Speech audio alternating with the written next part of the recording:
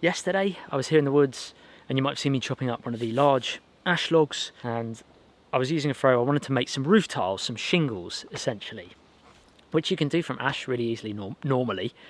The issue I had, first of all, this is the tool I was using. Sorry, it's a bit bright, but this is the tool I was using. It's called a throw, and it's basically a bit of steel that's probably 7 or 8 mil thick, with the blade running along here, a bit like a draw knife, and then the handle here, and it's like an L shape. So you hold it there, use a wood mallet, and you hammer down on the log, and that splits in the log, and then you use this like a lever, and you just pull it or push it, and it splits the grain, usually nice and straight. Here's my issue. The ash tree, the log that I used, has been cut up in the woods by my friend Ryan. You might have seen really early on in the Woodland Life series, where we were chopping up this ash tree before we milled it back last winter. It's been sat in the woods, it's been drying.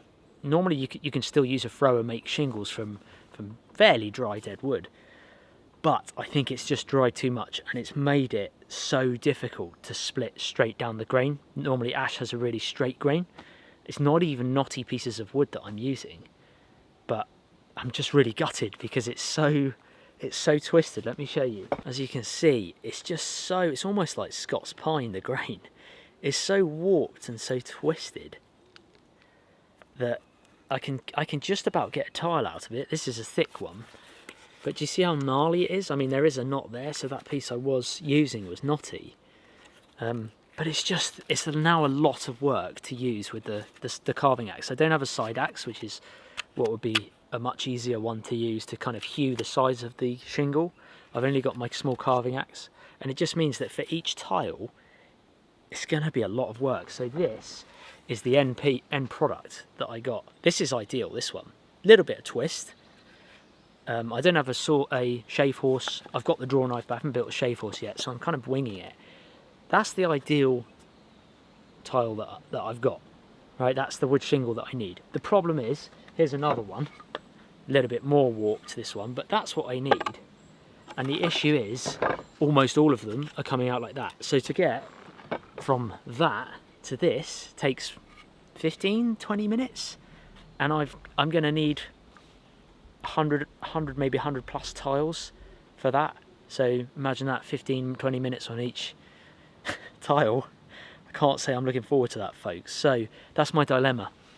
I do have some cedar shingles, which I didn't make myself. Someone else made them, but I was going to use them for a different project, and I'm just debating whether I use them for this project so that it's all uniform and in keep. Just the time that's taken to do this. Otherwise, you know, the next episode of the pizza oven isn't going to be for 3 months or something stupid. So I've got to fire up. In the meantime, I've still got to fire up the pizza oven, and I've done it once, and it works so far really good. Did a small little fire. It's drying out slowly. I now need to do another fire today. Maybe the next time I use it, I'll be able to cook in something. I don't want to put a huge fire in there straight away. But so far so good. The chimney is drawing the smoke. Works well with the door on, works well with the door off. Nice clean wood. The thing that makes the pizza oven burn, guys, well, is the wood, the type of wood you use. The chimney and the flue system, it does it all itself anyway. Even if it wasn't on, it would still burn fairly well as long as you're using good wood. That's a lot of tiles I'm going to need, and a lot of wastage. So I've been having a crack at this one, and although it's breaking down quite a lot, it's actually splitting a lot better. I don't know whether it's two things, whether it's a different mallet. I've made just a bigger, heavier ash mallet, so the shock of the throw going through, the initial shock, is sending that split faster and more and stronger down the wood. Or I've actually turned this upside down so that the thicker part of the trunk is on the top here and the thinner bits down there. I don't know if that's like what you're meant to do. I've not made shingles like this before, so I'm just giving it a go, but it seems to be splitting so much straighter. So it's either the heavier mallet or it's having the log with the thicker part of the trunk upside down. But anyway, I'll try over here, for example. It just seems to split really easily.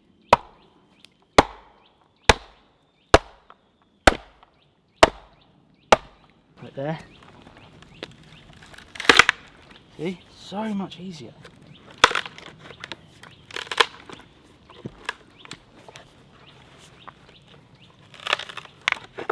So I'm just basically split the log in half that way, then I split the log in half that way, and then I just go half, half, half, until I get to about 1 or 2 inches of slice of pie, basically. So now I've got to split this one in half here, and then work my way around this side of the log, then I'll do the other side.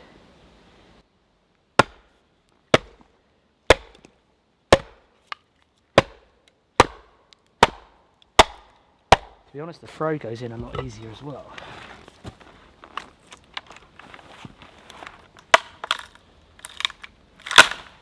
Okay. Still really dry.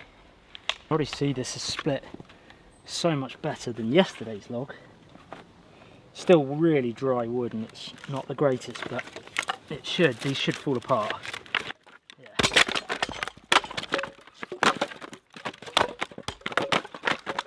It's really knotty wood actually. Maybe I shouldn't have used that type of wood. This bit needs a bit more throwing. Yeah, it's quite knotty actually, look. Pretty gnarly.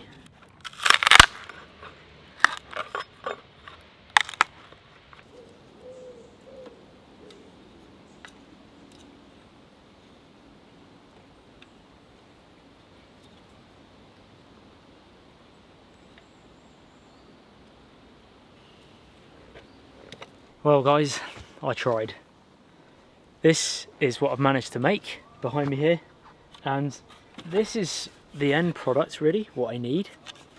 Takes, like I say, 20 minutes to get it like that, and this is often what comes out when I split the log open. So it's really twisted, it's really warped. That's what it should be, that's what it looks like. It's taking a long time to get the shingle made. And frankly, like I say, 20 minutes on each one, I don't really have the kind of time to do it, because I like making different videos for you guys, not just kind of the same old. Otherwise I'm going to be filming the same old kind of chipping shots. So I think I'm going to use my cedar shingles for the roof, but I'm going to do something to them to make the roof look a little bit cooler, to be honest. But yeah, going to come back in a few days and give it a go. Dad's also going to join me, I think, in a couple of days, so we'll be back in the woods and we will finish this roof. So just to quickly add, I did have the second fire in there, small fire, just using small bits of twigs, broken up ash, still working fine. Heats it up quite nicely actually, and that's just a small fire. So we're almost ready for a bigger fire. I'm going to do a couple more small ones just off camera, and I think we're going to try and cook the first meal, which is going to be exciting. So each time I leave, I put a tarp over the top of the oven because I don't want the rain coming down on the bricks. Yeah, the whole ash shingle thing is kind of annoying me, but I know it's going to be so, the process is going to be so long-winded to try and do. It just makes sense to go with something more simple, that will be more uniform, and I'm not going to waste those ash shingles. I'm going to use them for something. It's just, yeah, the wood was just too dry, it was too twisted. And I don't want that roof to leak, because we've spent so much effort on the oven itself. It would be a shame for it to leak. So yeah, come back to the drawing board with regards to the ash shingles, and I'll think of a project for them.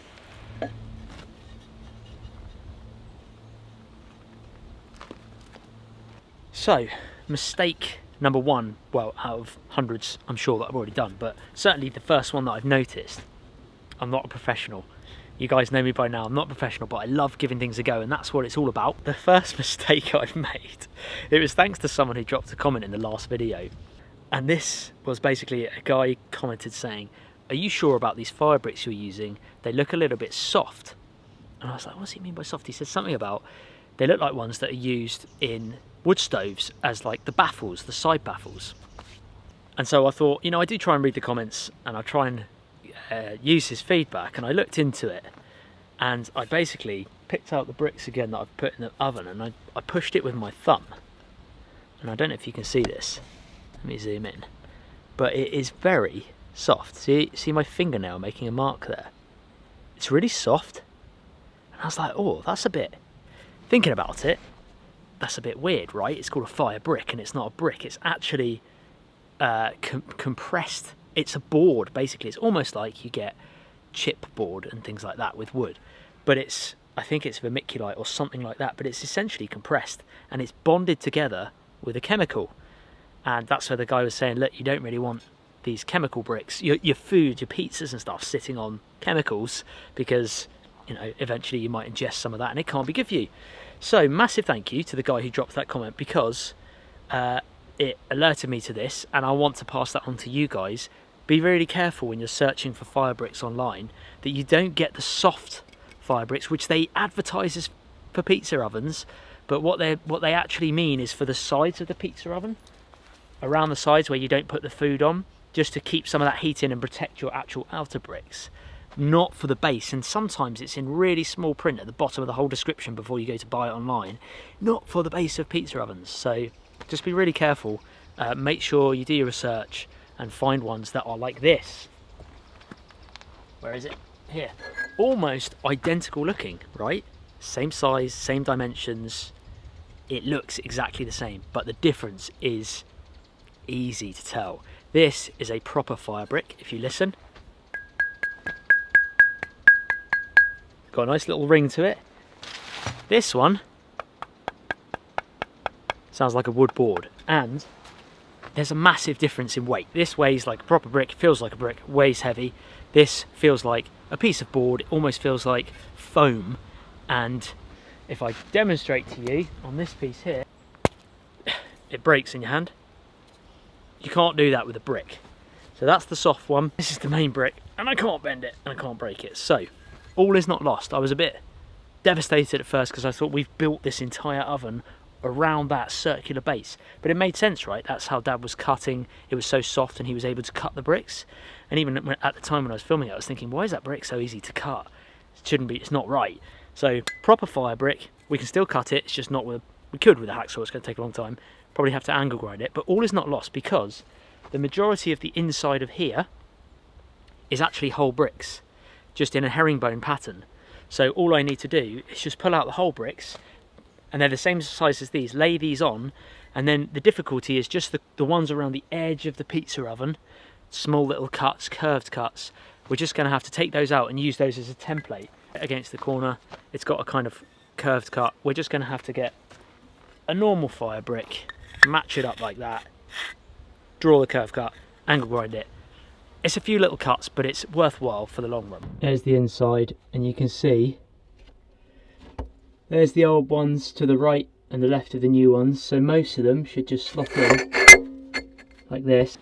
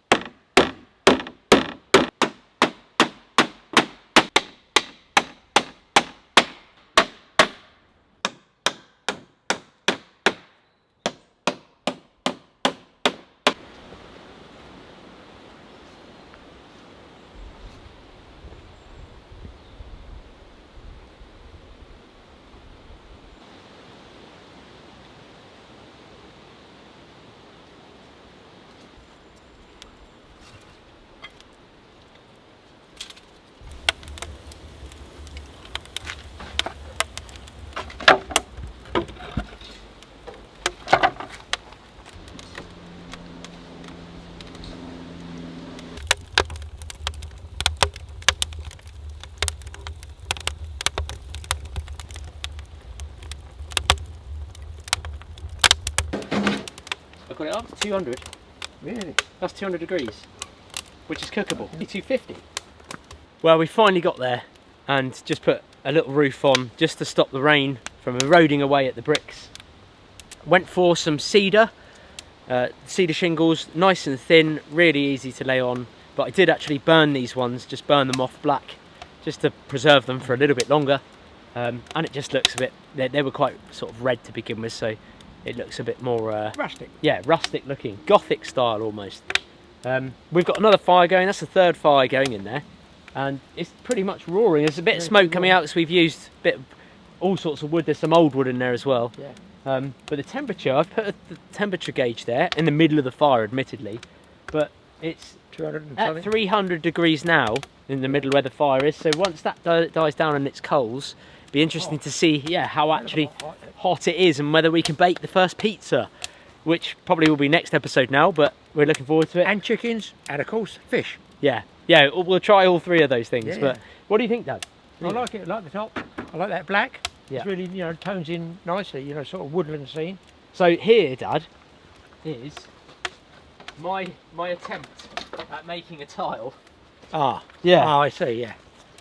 Look at that. What do you think? Firewood.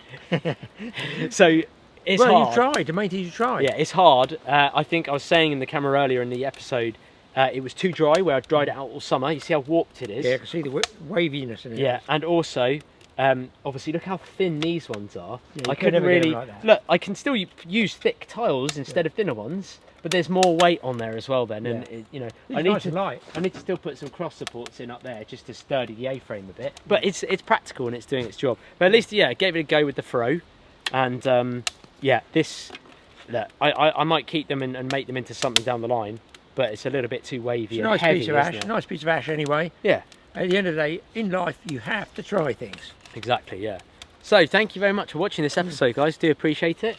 And don't forget to check out Dad's channel, TA Fishing. There's a link in the description below. I'm going in a minute. I'm going in 5 minutes time catfishing. And that's it, yeah. Hopefully the next time we come to the pizza oven, there'll be a tasty meal cooked inside. Thanks for watching, and we'll see you in the next one.